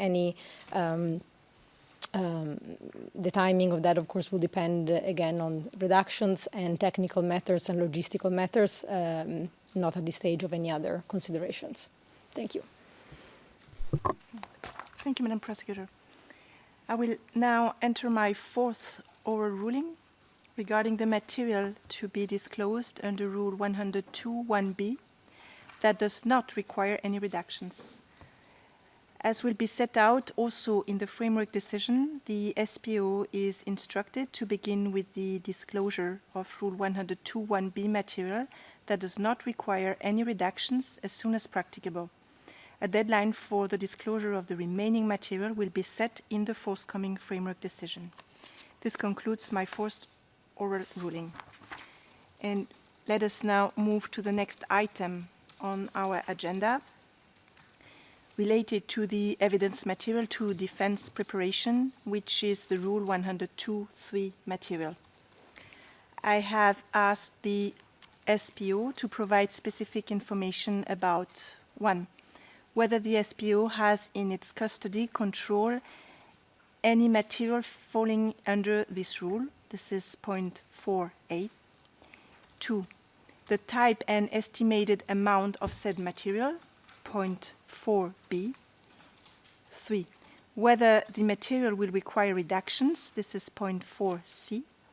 And 4. By when can the SPO provide notice to the defense? And this is point 4d in the agenda. I will again summarize briefly the SPO submissions in this regard. The SPO informs the defense and the panel that it has such material in its possession and will disclose it after the Rule 102B items and potentially exculpatory items have been disclosed. It adds that the scope of the material is necessarily impacted by and to a large extent dependent upon the witnesses and evidence intended to be presented at trial, as well as the issues between the parties. It can therefore not provide an accurate estimate of the volume. It further submits that some of the Rule 102.3 material will require redactions. And according to the SPO, the first notice of the Rule 102.3 material can be submitted on 17th of February 2025, with subsequent detailed notices of the Rule 102.3 material being submitted on a rolling basis. Lastly, the SPO requests that the pretrial judge set the same default timeline for the SPO to file materiality challenges as applied in the Iannuzzi et al. Case, namely within 14 days of the defense indication. The Kilai defense submits generally that Mr. Kilai reserves his right to seek an alternative relief to resolve particular issues that are difficult at such an early stage of the proceedings to foresee and that are not adequately covered by the said case framework decision. Before I give the floor to the specialist prosecutors, I would like to remind the SPO that disclosure or inspection of evidence, such as statements, documents, photographs, or tangible objects material to the defense, must be disclosed without delay as per Rule 102.3, third sentence. The detailed notice of such material must include not only information the SPO assesses to be potentially material to the defense preparation, but any material and evidence in the SPO's possession which has not been disclosed under Rule 102.1a and b and 103, and which is relevant to the present case. I also remind the parties that disputes as to the materiality of the information as claimed by the defense must be submitted immediately to the pretrial judge for resolution as per Rule 102.3, fourth sentence. I invite the SPO to supplement its submissions, if possible, taking into account the following questions. First, can the SPO today give a rough estimation of the type and amount of material falling under Rule 102.3 that will be contained in the first detailed notice dated 17th February 2025 to the defense? Second, can the SPO today give an indication of whether and how many redactions will be required for the material to be likely inserted in the first notice? And third, any other details the SPO wishes to provide. Mr. or Madam Prosecutor, you have the floor. Thank you, Your Honor. On the second question, for the material we're talking about, while we don't and cannot give a complete estimate to answer Your Honor's question, the redaction regime in this case should be rather limited. And so that hopefully is not going to be a significant holdup. There will be redactions to apply, but they're not going, I don't anticipate going to be very significant redactions. The exact amount I cannot give you an answer on as per our submission. The type, though, and the types of evidence we're talking about really mirror the residual categories from the 102.1a and 102.1b. So to be more specific about that, it may be that there are some 102.3 type material from individual seized phones or phones themselves. There may be some residual 102.3 material in the form of transcriptions and translations of detention center audio recordings or audio recordings obtained from detention center phone calls and detention center paper records. So really a mirror image of whatever would be the residual categories of the types that we identified of the 102.1b. Thank you, Mr. Prosecutor. I will now turn to the defense and seek their submissions, if any, starting with Counsel Ménégon. I have no particular observation, except that I would invite the prosecution in the Rule 1023 notice to specify systematically the witness code of the witnesses concerned by each item or the name of the accused when, for instance, it is seized from an accused. Thank you. Thank you, Counsel. This is now on the record. Counsel Martins. Thank you, Your Honor. Well, as I just heard that SPO says the 102.3 evidence is a mirror of 102A and B, I would ask this, the prosecution why it should not be possible, even also because of the redaction regime is not very extensive, to provide this evidence together with the other evidence to be disclosed this week. Thank you, Counsel. Counsel Pessman.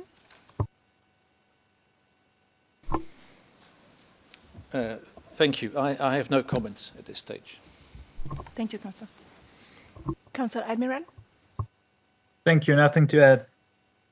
This is well noted. And Counsel Edwards. No, nothing to add. Thank you.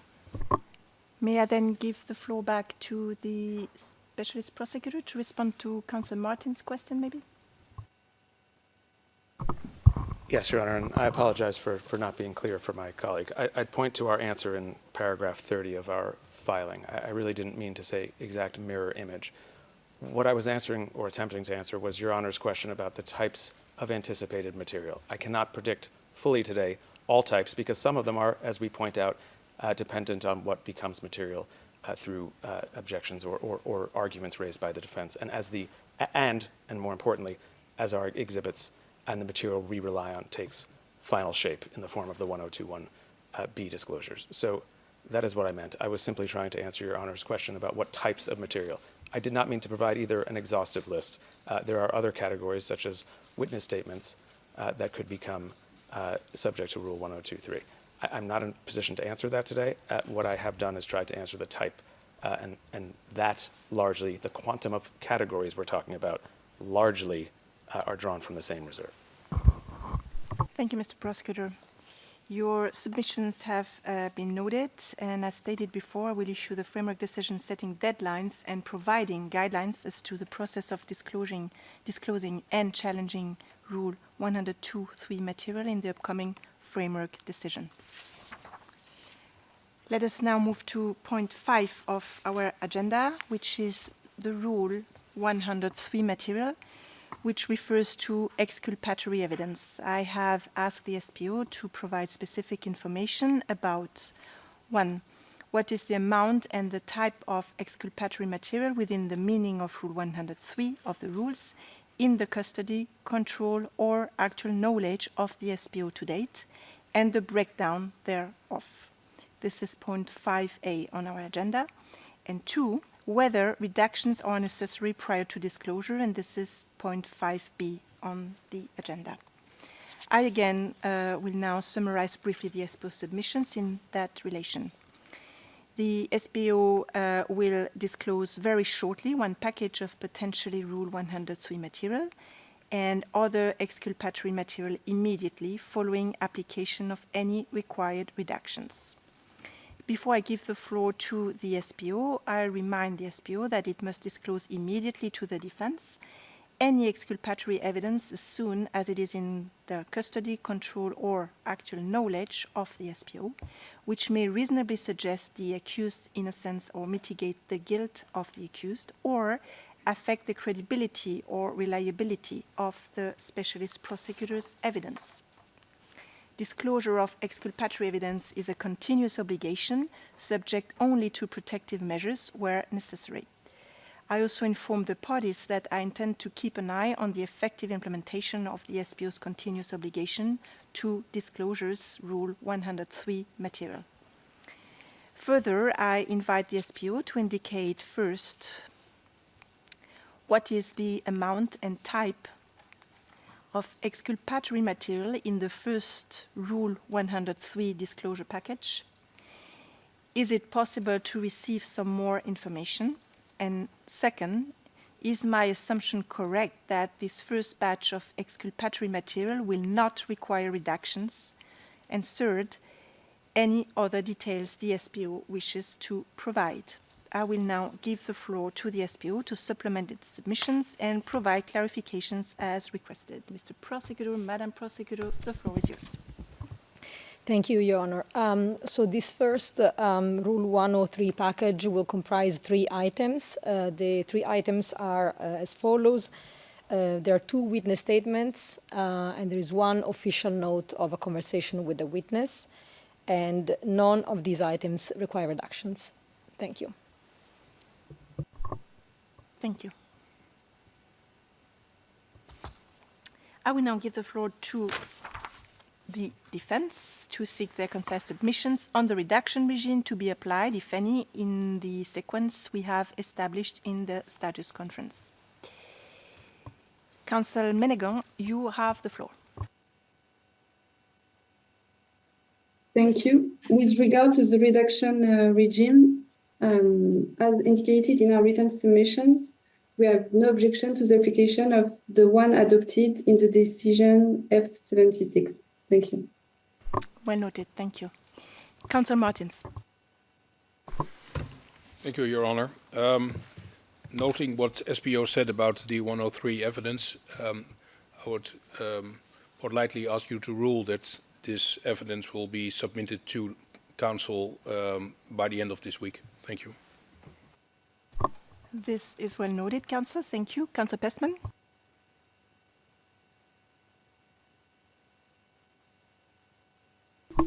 So just to understand your question correctly, you're asking me whether we agree, or Mr. Vassiliou agrees with the proposed redaction framework as formulated in the Januzzi decision. That's correct.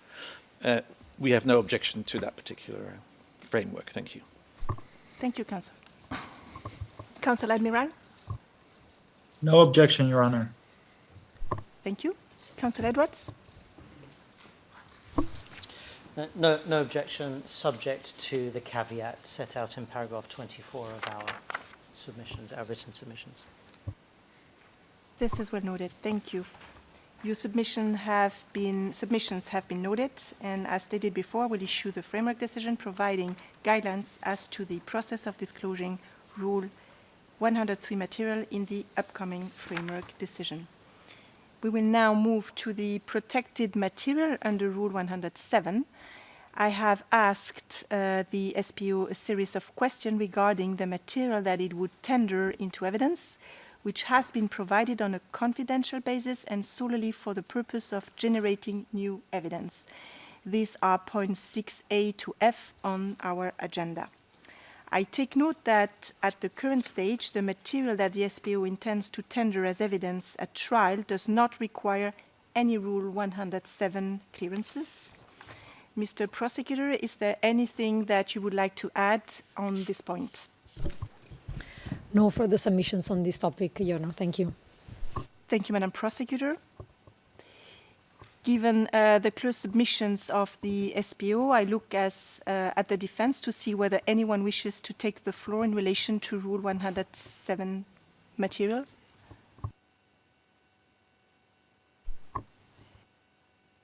I see that there are no submissions.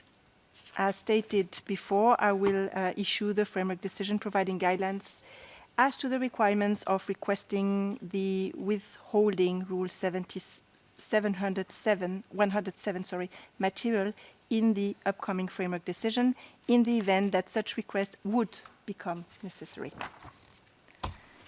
We are now moving to the proposed redaction regime, which is point 7 of the agenda, and I recall that I asked the parties whether they concur to apply the redaction regime that was adopted in case 10 in the framework decision on disclosure of evidence and related matters. I take note that In their respective submissions, the SPO and the defense for Mr. Thaçi agreed to adopt said redaction regime. I further note that the defense for Mr. Kilai also agrees in principle to apply said regime, but reserves the right to seek alternative relief to resolve issues that are difficult at such an early stage of proceedings to foresee. And we have already, to a certain extent, discussed this matter. Mr. Prosecutor, I see in your submissions, footnote 3, that you propose block reductions to be applied to material of no relevance to the present proceedings, where, for example, a transcript that contains the testimony of 2 witnesses, only one of which has any relevance to these proceedings. Is my understanding correct that you propose a new category of standard redactions? You have the floor. To the extent that's necessary to cover those type of redactions, Your Honor, then yes. This is on the record, and I will now turn to the defense and seek their concise submissions on the redaction regime to be applied, if any, in the sequence we have established in the status conference. I also invite the defense to espouse their views on the creation of a new standard category, or block reductions, as the SPO called it, involving information that it is irrelevant to the present proceedings. Counsel Ménégon, do you wish to add something to the written submissions that you have already made on behalf of Mr. Thaçi? Thank you, Your Honor. I will just reply to your queries regarding a new category. We will not support the creation of such a category because even if the SPO would consider that such information is not relevant because it does not relate to a witness in our proceeding, the information before or after the witness testimony can be relevant to assess the context in which the statement was given and may help us to identify other connected witnesses. For instance, if the witness testified in another case related to the same or linked connection. So unless the redaction is required for the protection of the identity of an individual, we do not support the creation of this new category. Well noted, Counsel. Thank you. Counsel Martins. Thank you, Your Honor. Yes, I follow counsel of Mr. Thaçi on this. We are not in support of any redactions in general. Let's make that clear. Secondly, only if necessary to protect the identity of certain persons, but be as limited as possible also because the party who is deciding on what has to be redacted, the defense in that case has no saying about that. So I would not support the new regime for redactions. Thank you. Thank you, Counsel. Counsel Pestman.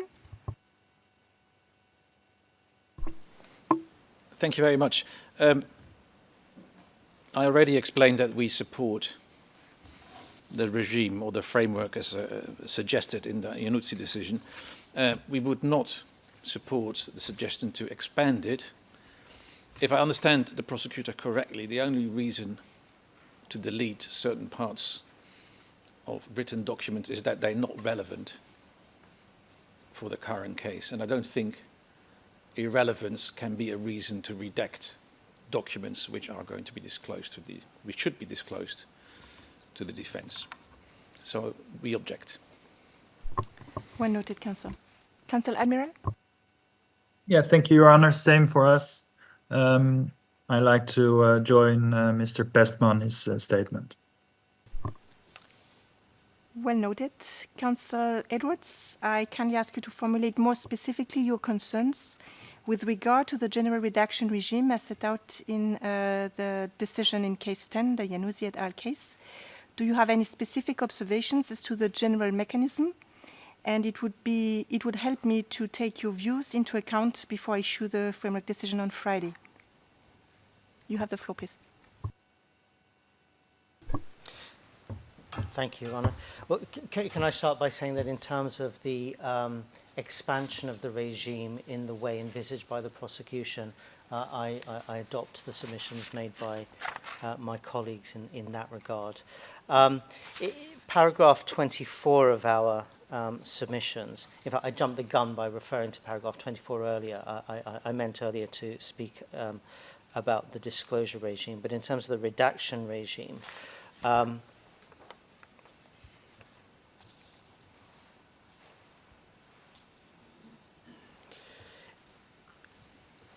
really all that we were doing was highlighting that there may be difficult cases where the pre-existing redactions regime isn't going to work. And paragraph 24 is really just a holding position such that in a difficult case, we reserve our right to make specific submissions about redactions in relation to a particular document, in relation to a particular witness, if the fairness to the defence is impacted in a particular circumstance. That's all. Well noted, Councillor. Thank you for this clarification. Does the SPO wish to add something in relation to the general objection to the creation of a new category? Just briefly, Your Honor, to clarify with some detail a little bit more what we're talking about. If a transcript of a different trial contains in one day the testimony of two different people, one of whom, one witness is squarely relevant to this case and the other has nothing to do with it whatsoever, that's the type of block redaction in the main that we're talking about. It has no business in this case. And so what I said was, to the extent it's even necessary to create a category for that, all we're trying to note here is that in the material we're producing, materials that, like that, which are not disclosable in this case under any rule I'm aware of, will be block redacted. That's all. Thank you, Mr. Prosecutor. Your submissions have been noted, and as stated before several times, I will issue the framework decision providing guidelines as to the redaction regime to be applied in this case. We can now move to the last item on today's agenda, which is point 8, and which is the procedure for disclosure, notably the use of the case-specific categorization in legal workflow for material falling under Rule 102.1a and b and Rule 104.1, 5, and 6 at the time of disclosure of each batch of such material. I take the SPO's submission that it will propose to the defense of each accused, based on a format similar to that adopted in the Iannuzzi et al. Case, with a view to ensuring that any proposal adequately reflects the circumstances of this particular case and meets the needs of the parties, while also considering the resources constraints of each. It does not propose any further subcategories in the chart and suggests that a consolidated Rule 109 chart be submitted 15 days from the filing of any pretrial brief. As to the format of the Rule 109 chart, the SPO proposes the adoption of the format used in the Iannuzzi et al. Case, as well as the Gucati and Haradinaj, as well as Peter Schala cases. Notably, the SPO proposes to limit the chart to Rule 102.1b material. As to Rule 102.1a material is already set out in the Rule 86.3b outline. I refer you to paragraph 42 of the SPO's submissions. Lastly, the SPO informs the pretrial judge that inter partes discussions are ongoing. I further note that the defense for Mr. Thaçi agrees in principle to engage into inter partes exchanges, aiming at agreeing on a specific case agreeing on the case-specific categorization in legal workflow as adopted in the Iannuzzi et al. Case and the format of the consolidated chart as used in said cases. Lastly, the Thaçi defense agrees with the SPO's proposal that the consolidated disclosure chart be provided within 15 days from the filing of any pretrial brief. I invite the SPO to supplement its submissions if necessary If possible, please indicate where you stand with the inter partes discussion on Rule 109 charts and when I can expect a response. Mr. Prosecutor or Madam Prosecutor, you have the floor. Thank you, Your Honors. So with regard to the categorization, the SPO agrees with the categories proposed and identified by Your Honor in the agenda for this status conference, and we do not wish at this stage to add any further subcategories. I'll provide a brief update on the status of the inter partes communications regarding the Rule 109 chart. Last week, the SPO shared a model 109 chart with counsel for all the accused. We received no objections to this model. We know that we have not heard from counsel for Mr. Fazliu, but we will continue to engage in these discussions and endeavor to reach a final agreement this week. And I know that possibly the issues were due to the legal workflow system or access-related problems. Thank you.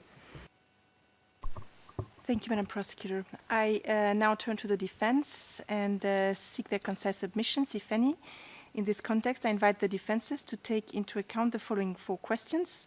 Do you agree on the Rule 109 chart format used in the Januzzi et al. And other cases that have been mentioned? Do you agree with the SPO proposal that the chart should comprise only Rule 102.1b material, given that the Rule 102.1a material is sufficiently analyzed in the Rule 86.3b outline? And do you agree that a consolidated Rule 109 chart be filed 15 days after the submissions of any pretrial brief? Counsel Ménégon, you have the floor to supplement the written submissions on behalf of Mr. Thaçi. Thank you. The SPO has sent us a model chart by email, and indeed we have confirmed agreement with this model. We have just indicated that we would appreciate that in addition to the category alleged conduct of the accused, the category accused be added with the reference to the name of each relevant accused for each document in order that we be able to link the document to each accused easily. And let me have a look at your other questions. With regard to the content of the chart, I do think it would still be useful that the chart refer to both Rule 102.1a and Rule 102.1b material, especially since for now the list of Rule 102.1a material is pretty short.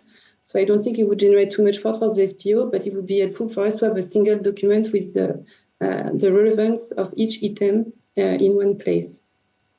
And as indicated in our written submission, we do consider that it's better that we have a delay of 15 days to file such chart after the submission of our pretrial brief. Thank you. Thank you, Counsel Ménégon. I now give the floor to Counsel Martins. Thank you, Your Honor. Only one remark. I would say that it would be very practical to add to the chart the 102.1a material to give a complete outline of all the evidence and other documents that are on the chart. On your other questions, well, we will accept your ruling on that. I think it's quite practical what has been suggested.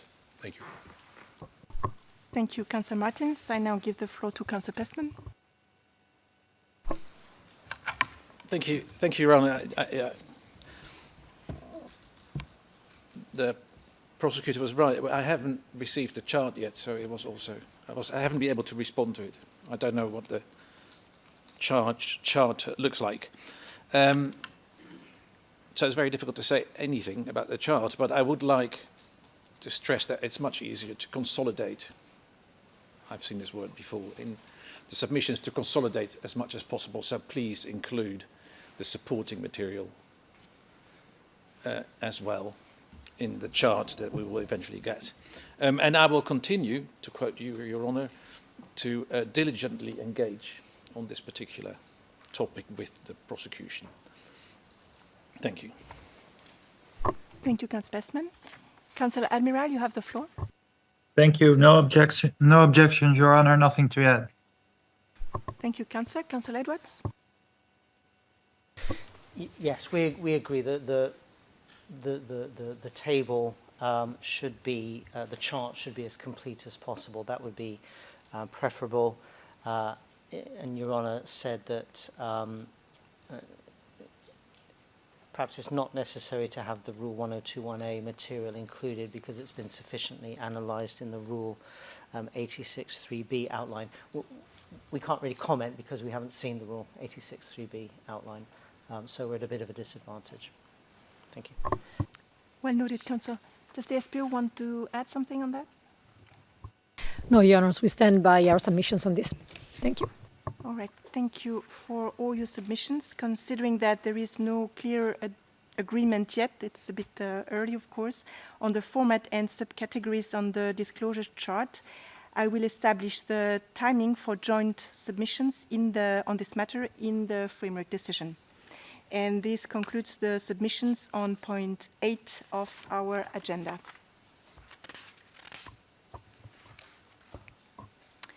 Before I give the floor to the parties to raise any other issues they may deem necessary, allow me to address now the briefing schedule related to filings F87 and F88, which are the SPO requests that were filed and notified this morning, and inform in particular the defense about the ongoing reclassification exercise in this case, which I had announced at the beginning of this hearing. As regards the briefing schedule for filing F87, I note that the SPO will submit a confidential and redacted version thereof by Thursday, 19th of December 2024 at the latest. I'm seeking in particular the views of the defense on the protocol related to the handling of confidential information and contacting witnesses and victims. Given the upcoming court recess, when would the defense be in a position to make submissions thereupon? I give the floor now to Councillor Menegaux. Thank you, Your Honour. Actually, we had discussed with the SPO and also the Kilai defense about a suspension of deadline during the winter recess, and I think all the parties had agreed with that. So until the 12th of January, so I would suggest that if we are given a deadline, it be imposed after the end of the winter recess. Thank you. Well noted, Councillor Menegaux. Councillor Martins? After the winter recess, Your Honour. Thank you. Councillor Bestman? Yes, thank you. I completely agree. Councillor Edwards? It won't surprise you to hear that we agree as well.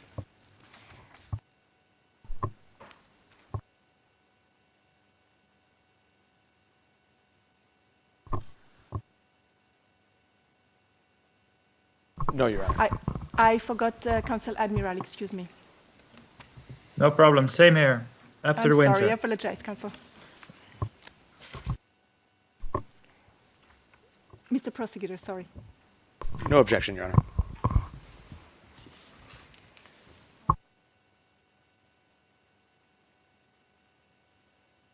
I will now issue my fifth oral ruling concerning the briefing schedule regarding the SPO request F87. I hereby instruct the registry to make observations on the SPO request, if any, by Tuesday, 14th of January 2025 at 4, and the defense, if they so wish, to respond to the confidential redacted version of F87 and the registry observations, as the case may be, by Thursday, 16th of January 2025. The SPO may reply by Tuesday, 21st of January 2025. This concludes my fifth oral ruling. As already mentioned before this morning, the pretrial judge and the parties have been notified of the SPO request F88, classified as confidential, that concerns the defense of Mr. Fazeliu. I shall not enter into the specifics of this request, given its classification. The related decision is F38, which is currently classified strictly confidential and ex parte. I inform the defense of Mr. Fazeliu that this decision will be made available to the defense in due course. I invite Mr. Fazeliu's defense to inform me when they would be prepared to respond to this request given the upcoming court recess. And Counsel Pestman, I therefore give you the floor.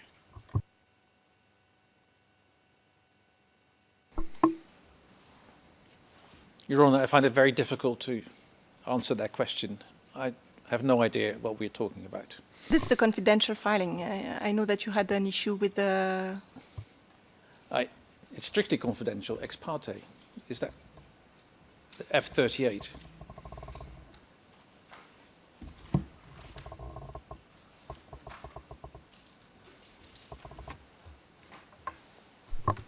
F88 is the prosecution request that was filed confidentially and notified this morning that relates to your client. Yeah. Yes.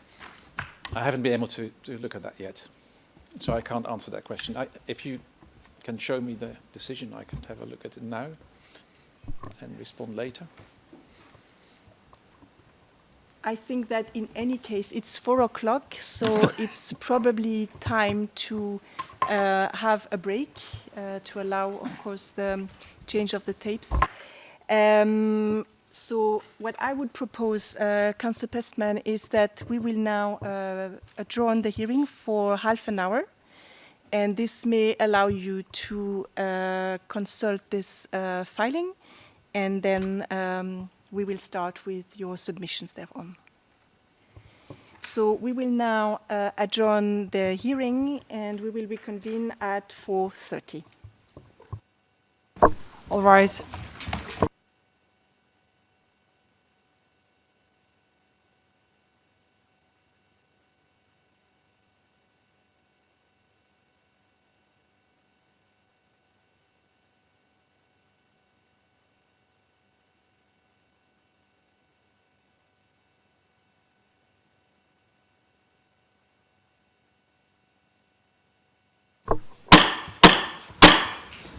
All rise.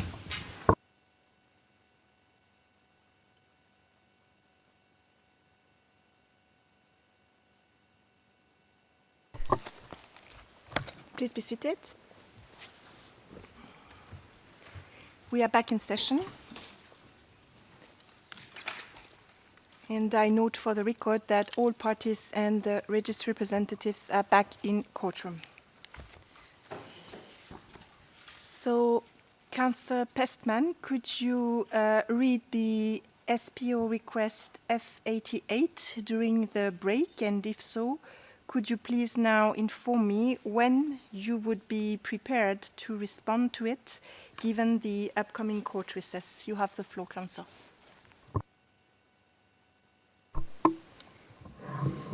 Yes, thank you. I note that this document is marked confidential. I don't mind responding now, but maybe it is necessary to go into closed session.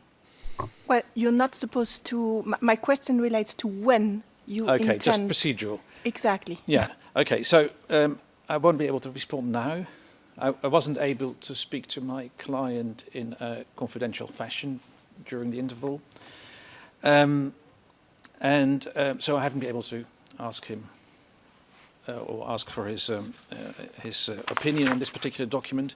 I do note that the decision F38 is mentioned in paragraph 1, 3, 4, 5, 6, 7 of the request, and that almost at every occasion special reference is made to reasons as set out in that particular decision.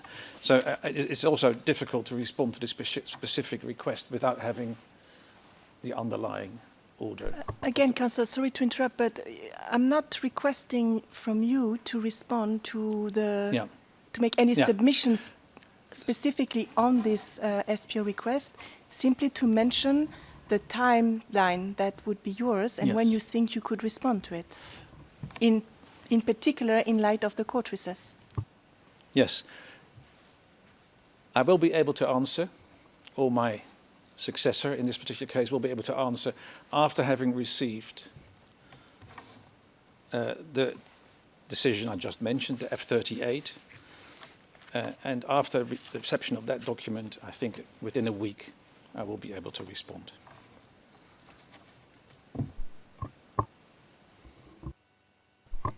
Thank you, Councillor. You mentioned that you could not discuss this matter with your client. I was able to speak to him in court, but it was not a confidential meeting. We were not alone. Okay. Can you turn off your microphone? Does Mr. Deputy Registrar want to say a few words on this matter? Just to say we will be able to accommodate a meeting between client and duty counsel after the hearing if that's needed and wished. Thank you. Thank you, Mr. Deputy Registrar.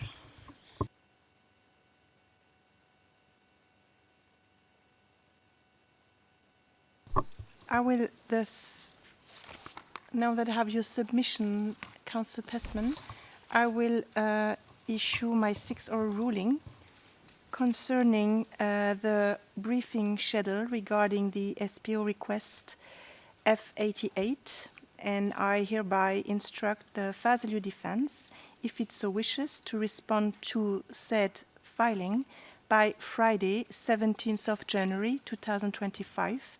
The SPO may reply by Friday, 24th of January 2025. This concludes my 6th oral ruling. I will now turn to the reclassification of other filings, as indeed this is a very important matter. And as you have noted and as already mentioned several times, I have proceeded already to several reclassifications. I reclassified the confirmation decision F36 last Friday, and you should have access to the unredacted version of said decision. I therefore consider the Thaçi and Kilai defense request thereon as moot. As already mentioned also, there are a significant number of relevant filings currently contained in the investigative file, KSC BC 2018-01, in relation to which I intend, in my capacity as single judge, to instruct the registry to copy into the case 12 record for the proposed information of the defense and subsequently the trial panel. I have already taken steps to ensure that all relevant filings be shared with the defense, subject to any restrictions which are necessary. Other filings in case 12 record will also be made available subject to any necessary restriction. A decision or decisions will be taken in due course, but after court recess. At this point, I would like to ask the parties whether they have any observation as to reclassification of filings or any other issue that they would like to raise. And I therefore remind the parties to give prior notice should any submission require the disclosure of confidential information, so that appropriate measures may be taken. Mr. Prosecutor. Not at this time, Your Honor. Thank you. Thank you, Mr. Prosecutor. Councillor Menegaux. Thank you. We would require unredacted or less redacted version of all the filing notified in the case before our appointment. For instance, I'm referring to F28, submission of further amended indictment for confirmation. It's important for us to understand the process which led to the decision on the confirmation of the indictment. So all the prior filing are interesting to us. Thank you. Thank you, Councillor Menegaux. Councillor Martins. Nothing further, Judge. Thank you.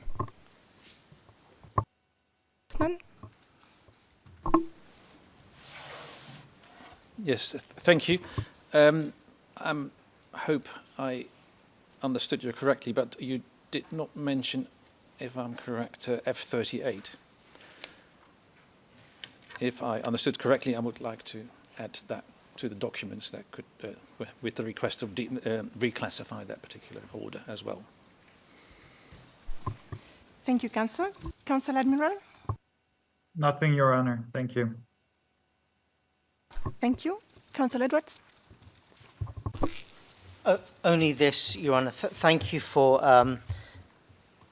engaging so proactively in the issue of reclassification, because in the 2018-01 file, we know that there's a huge number of ex parte filings.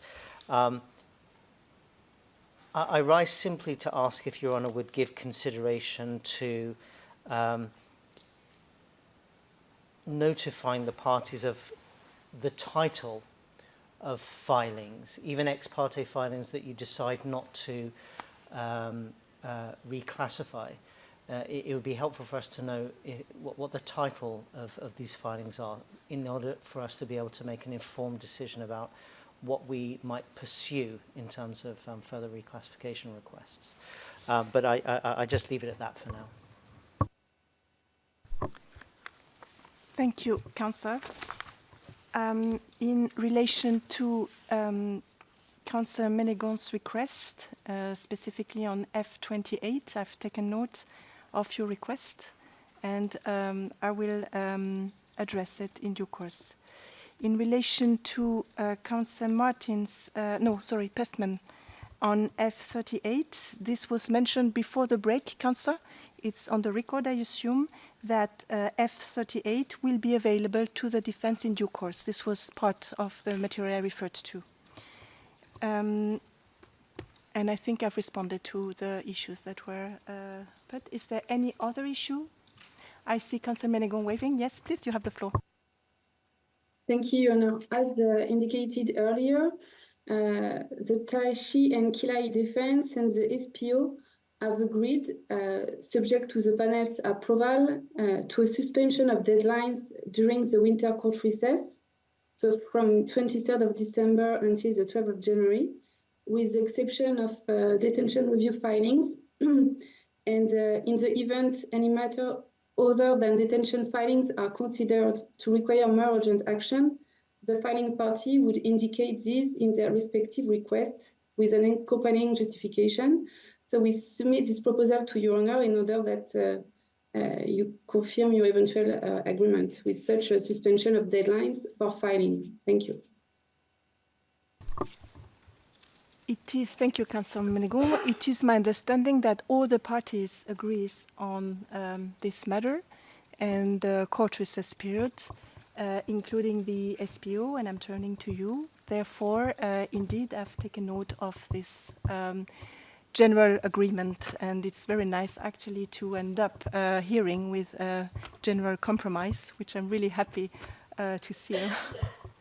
Is there any other matter that someone would like to raise, or could we conclude this hearing for today?